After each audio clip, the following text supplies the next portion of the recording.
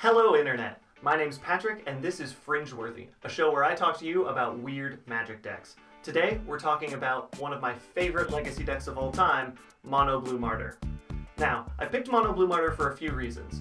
Mostly being that it was the first legacy deck I ever built myself, and secondly because there's no real good deck techs out there.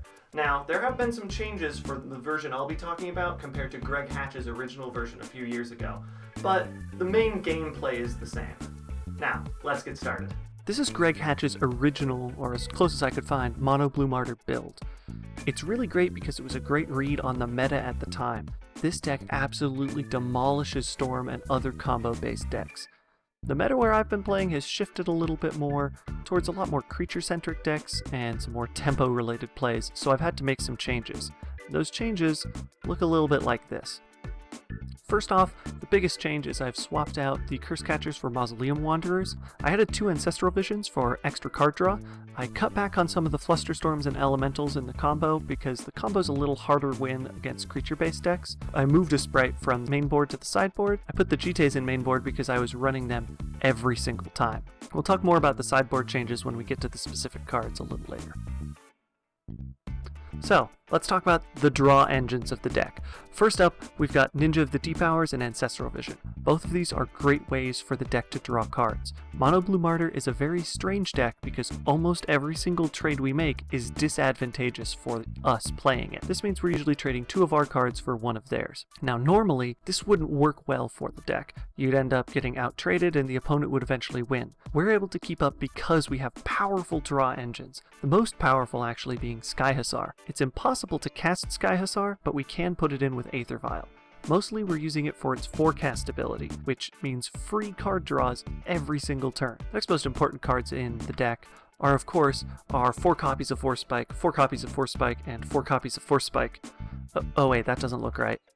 Ah, there we go. It's our 4 spikes on a stick. So we've got the 4 Mausoleum Wanderers, which are fancy Curse Catchers with flying, 4 Judge's Familiars, which are actually Curse Catchers with flying, and the namesake of the deck, Martyr of Frost. Now, Mausoleum Wanderer and Judge's Familiar don't hit creature spells, most importantly. They're just instants and sorceries. That's why this deck is super great against spell-based combo decks. Martyr of Frost is a real workhorse because of how much uncertainty it introduces for your opponent to play around.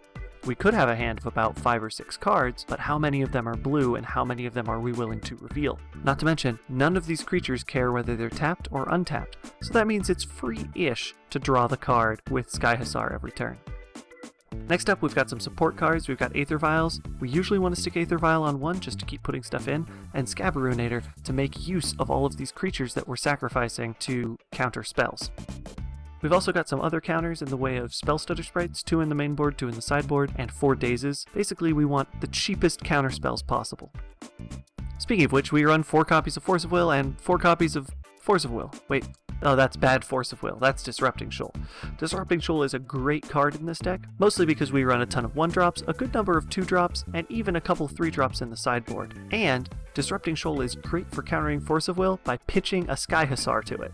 It's a great play, really fun to make.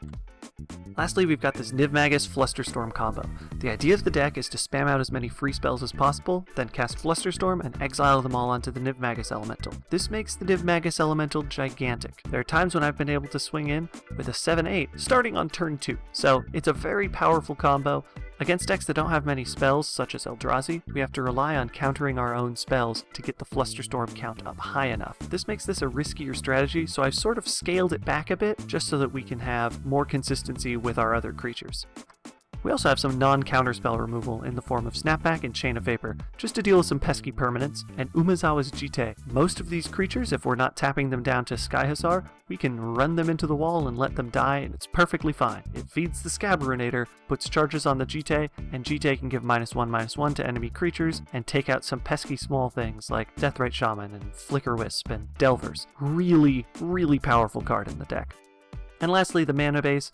We've got 12 islands, 2 wastelands. I run 1 more island than Greg Hatch did just because of consistency. Talking about the sideboard, again, we've got an extra Scabarunator and 2 extra Spell Stutter Sprites that are useful in a handful of matchups, but not in enough of them that we want the main board.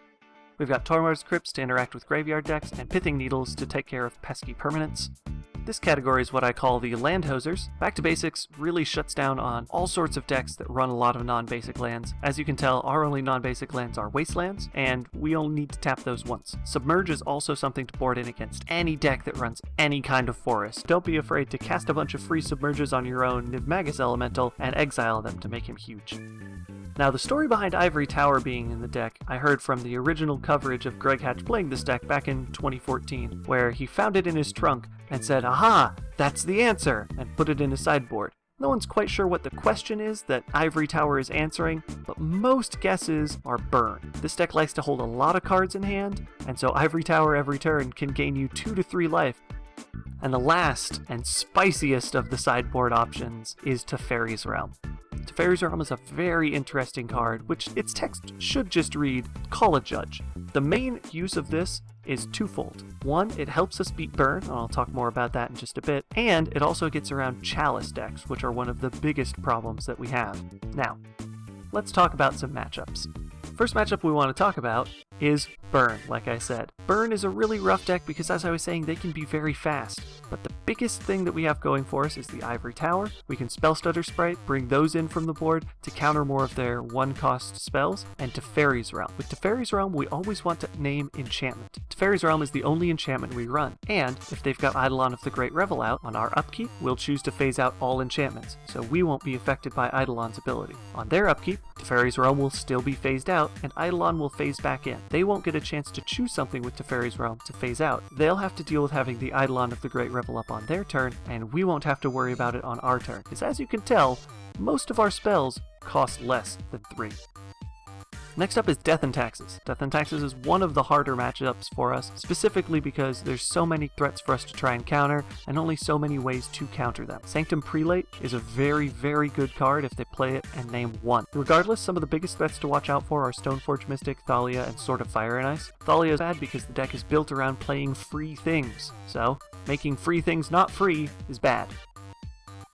Next up, we've got Miracles. Miracles is one of the better matchups for this deck. We can go toe-to-toe with them as it takes them longer to set up, get in some cheap, easy damage, and hold back most of their expensive spells. Now, the things to watch out for are Jace the Mind Sculptor and Entreat the Angels. Those ones we have limited counterspell options. Usually, they'll come up late in the game where Daze doesn't do much, and our Force Spikes on a Stick won't do much either, and our only hard counter options are our Forces. They're not reliably counterable by Disrupting Shoal.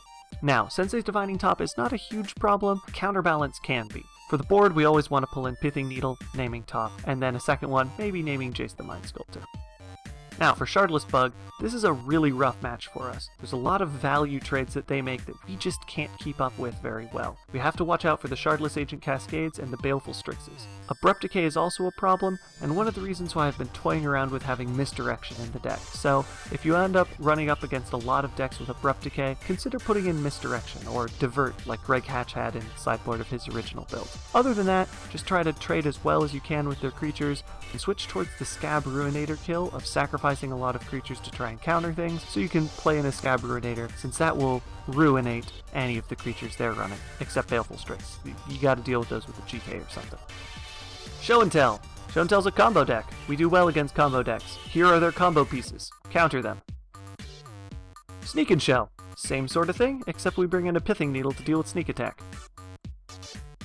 Eldrazi is one of the toughest matchups for us, with Thorn of Amethyst making things not free, Chalice of the Void on 1, and Thought-Knot Seer being able to rip apart our hand. This is a very, very problematic matchup for us. They're very fast, it's hard to keep up with them, and we need to shift our game plan to be able to trade with them as much as possible. Being able to stabilize the board by turn 5 is a really hard ask against Eldrazi.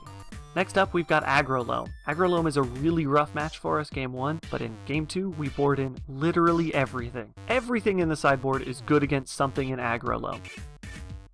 Now, Delver is another fair matchup for us. We have to be careful to trade for the Delvers early, but for the most part, we want to lock them down with Back to Basics as best as we can, and hold up as many counters as possible until we can swing in for the win. Reanimator is a rough deck. We want to board in extra Spell Stutter Sprites because they can usually hit most of their reanimation spells and counter as many reanimation spells as possible. Tormod's Crypt is also a good card against them. Allurin is a rough match for us. We want to make sure to counter any of their recruiters or Allurin itself, but we have a lot of good sideboard options. We can put in our Back to Basics, our Submerge, and our Pithing Needle. That said, we do have to play the value trade game, and so that's why we've got Scab Ruinator being pulled in from the sideboard, as it can trade with anything in their deck, except Baleful Strix.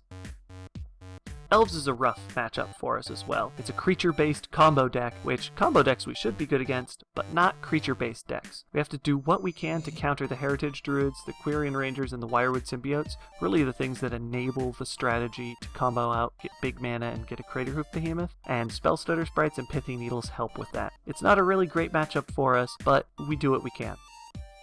Storm is the perfect matchup, however. Everything in the deck does great against Storm. So, don't worry about boarding anything, just be sure to try and counter their spells before they get more mana. So many of the counter spells that we have are taxing counters. We want to be able to cut them off at the Dark Ritual and Cabal Ritual level. Similarly, Oops All Spells is another perfect deck matchup for us. Everything it's trying to do, we have ways to stop very quickly. Dredge is a really bad matchup because it relies so much on the graveyard, and our only graveyard hate is Tormod's Crypt. Well, that about wraps up this episode of Fringeworthy. I hope you enjoyed it. If you did, feel free to leave a like below and subscribe for more episodes. Please also leave me a comment if you've got any other decks that you think are really great but just don't have a good deck tech on. I'll do the research, figure out how to play them, and present them hopefully in a future episode. And end screen! This is an end screen. One of these is my face. The other is the last video. Do do do do do. Yeah. Okay. That's enough of that.